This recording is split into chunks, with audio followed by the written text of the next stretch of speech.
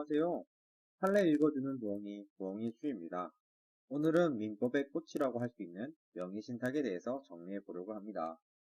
수험적으로 민법을 공부하시는 분들이 많으실 텐데 이번 영상을 통해서 도움이 되셨으면 좋겠습니다. 명의신탁은 쉽게 말해서 실소유자와 등기명의자가 다른 것을 의미합니다. 내 집인데 명의만 다른 사람으로 해두는 것이지요. 명의신탁을 하는 데는 다양한 이유가 있을 것입니다. 부부간 재산 문제도 있을 수 있고 부동산 관리의 문제라든지 세금 문제도 있을 수 있죠. 그러다 보니 명의신탁에서 주된 초점은 소유권자의 확정과 소유권에 기한 물권적 청구권, 즉 부동산의 소유자로서의 권리를 중심으로 법률관계를 접근해야 합니다. 관련 법조문으로는 부동산 실권리자 명의 등기에 관한 법률이 있습니다. 줄여서 부동산 실명법이라고 하겠습니다. 부동산 실명법에서는 기본적으로 명의신탁 약정은 모두 무효로 보고 있습니다. 이에 따라 명의신탁에 의해 종료된 등기 역시 무효가 됩니다. 다만 예외적으로 구분소유적 공유관계에 있어서 명의신탁, 종중의 명의신탁, 부부간 명의신탁, 종교단체와 산하조직 사이의 명의신탁으로서 조세포탈, 강제집행의 면탈 또는 법률상 제한의 회피를 목적으로 하지 아니하는 경우에는 명의신탁이 인정됩니다. 구분소유적 공유관계란 하나의 토지를 여러 명이서 소유하면서 상호가는 이를 구분하면서 사용하는 경우를 의미합니다. 이때 토지를 분할하기에는 절차상 번거로움이 있으니 그냥 공동명의로 해놓고 사용은 구분해서 사용하는 것이죠. 정중이나 종교단체는 비법인 사단이라는 점에서 재산을 관리하려면 매번 소속원들의 동의를 받는다는 점 등의 절차상 어려움이 인정되기 때문에 명의신탁을 허용하고 있는 것입니다. 종중이나 종교단체는 비법인 사단이라는 점에서 재산을 관리하려면 매번 소속원들의 동의를 받는다는 등의 절차상 어려움이 인정되기 때문에 명의신탁을 허용하고 있는 것입니다. 부부는 경제공동체라는 점에서 명의신탁을 허용하는 것이죠. 명의신탁에는 크게 세 가지 유형이 있습니다. 양자간 명의신탁, 삼자간 명의신탁, 그리고 계약 명의신탁, 이렇게 세 가지입니다. 먼저 양자간 명의신탁을 보겠습니다. 양자간 명의신탁은 명의신탁한 사람과 수탁한 사람, 이렇게 두 명이 존재하는 법률관계입니다. 부동산의 소유자가 다른 사람에게 등기 명의만 이름을 해두자는 내용의 명의신탁을 하고 이에 수탁자의 명의로 등기를 해두는 것입니다. 다만 앞서 법조문을 검토해 본 것과 같이 종중, 종교단체, 부부 등 예외 사유를 제외하고는 이와 같은 명의신탁은 무효입니다. 따라서 소유자는 신탁자인 셈이지요.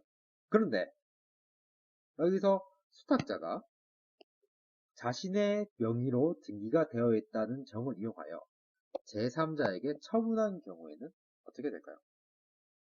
제3자는 원칙적으로 소유권을 획득하게 됩니다.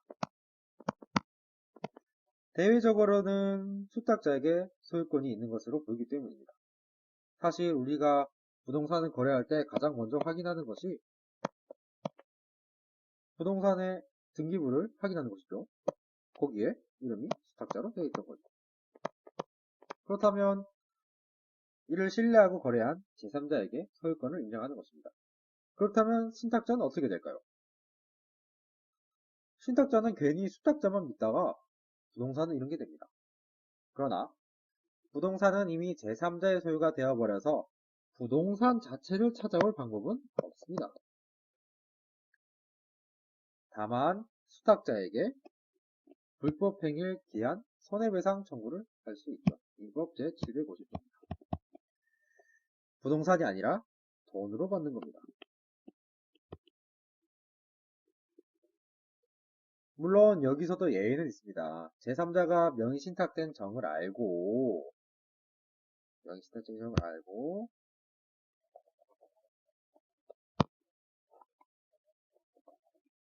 적극적으로 나한테 팔라고 수탁자에게 신탁자를 배신하고 나에게 팔라고 적극 가담한 경우,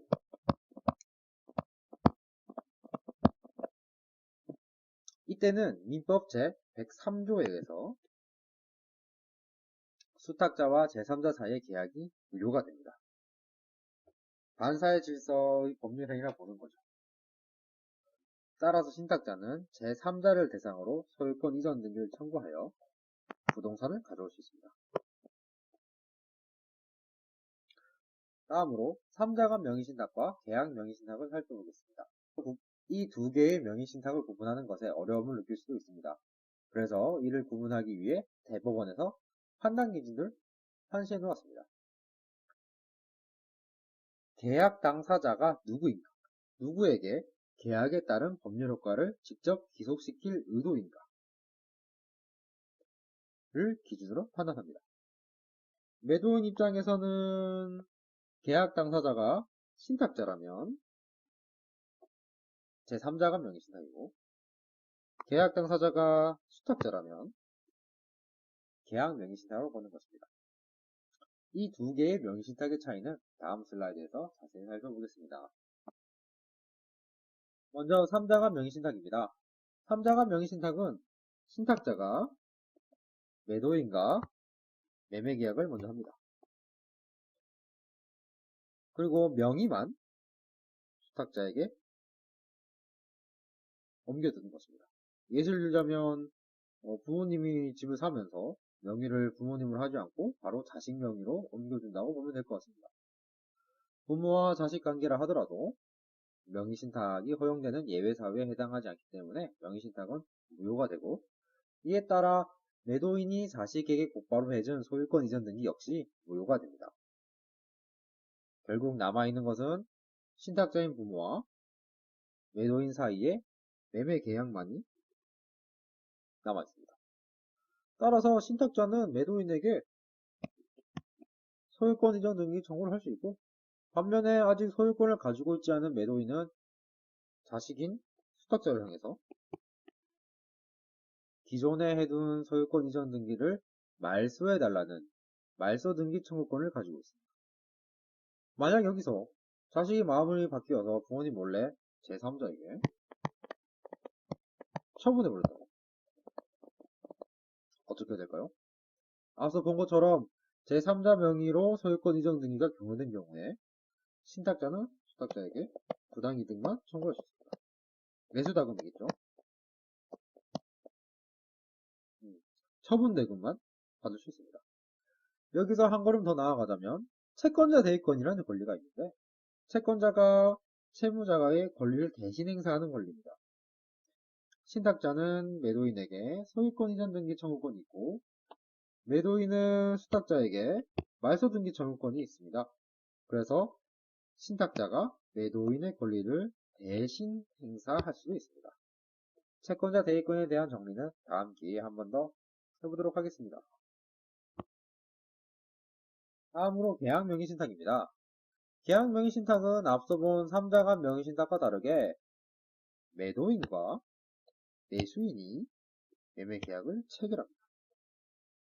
3자 간 명의신탁은 신탁자가 매도인과 직접 계약을 체결하고 명의만 수탁자에게 준 이행에 했다면, 계약 명의신탁은 신탁자가 수탁자와 명의신탁을 하고 수탁자가 매도인과 계약을 체결합니다. 보통 이 과정에서 신탁자가 수탁자에게 매수자금을 지급하죠. 야, 내가 직접 땅 사기 좀 그런데 내가 돈 줄 테니까 네가 사서 네가 갖고 있어. 오케이? 뭐 이런 케이스입니다. 그래서 수탁자는 알았어, 내가 계약할게. 그리고 소유권 이전 등기를 받는 거죠.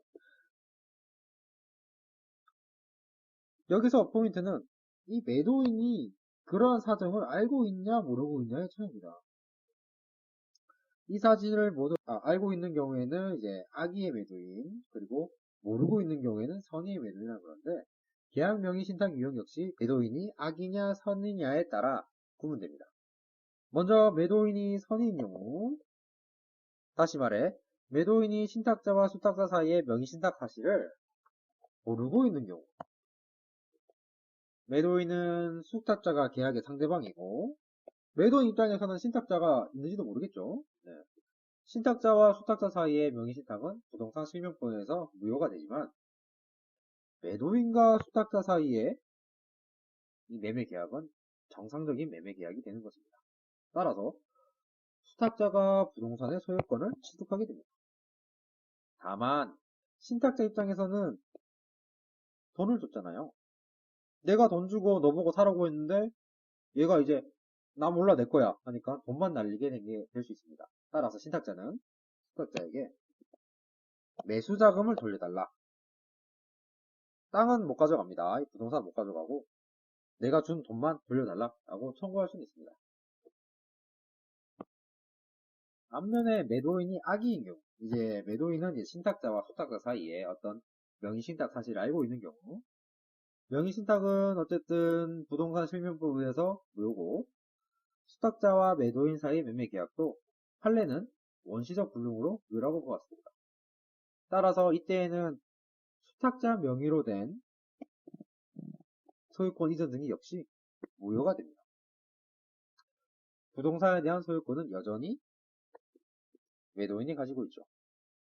신탁자는 수탁자에게 매수자금을 부당이득으로 반환하라고 청구할 수 있고, 매도인은 수탁자에게 말소등기 청구권이나 진상명의회복 소유권 이전 등기 청구권 등 부동산 등기부를 자신의 명의로 바꿀 청구권을 보유하고 있습니다. 만약 수탁자가 이를 또 제3자에게 청구하였다면 매도인은 수탁자에게 소유권을 침해했다는 이유로 불법행위 손해배상을 청구할 수 없습니다.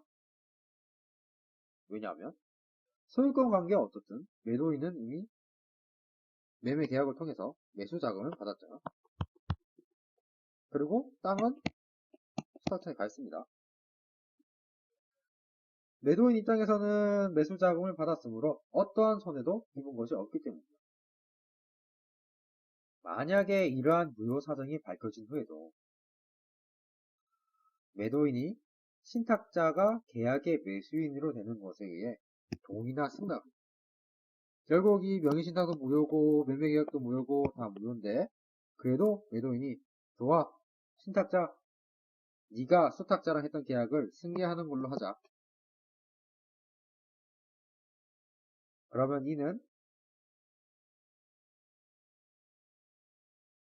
신탁자와 매도인이 매매계약이 체결되었다고 봅니다. 신탁자가 수탁자의 계약을 양도받은 것입니다. 따라서 매도인은 수탁자로 하여금 매수대금을 받았으니 신탁자에게 소유권 이전 등기만 해주면 됩니다.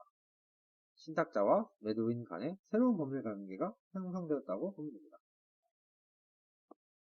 결론입니다. 명의신탁에는 세 가지가 있는데 양자가 명의신탁은 원칙적으로 무효이나 종중, 배우자, 종교단체에는 예외적으로 유효합니다. 3자가 명의신탁과 계약 명의신탁의 구별은 계약 당사자의 확정 문제이고 이를 기준으로 구분하여 접근하면 됩니다. 계약에 따른 법률관계를 누구에게 귀속시킬 것이냐가 가장 중요한 판단 기준이죠. 명의신탁은 민법에서 가장 중요한 쟁점 중 하나입니다.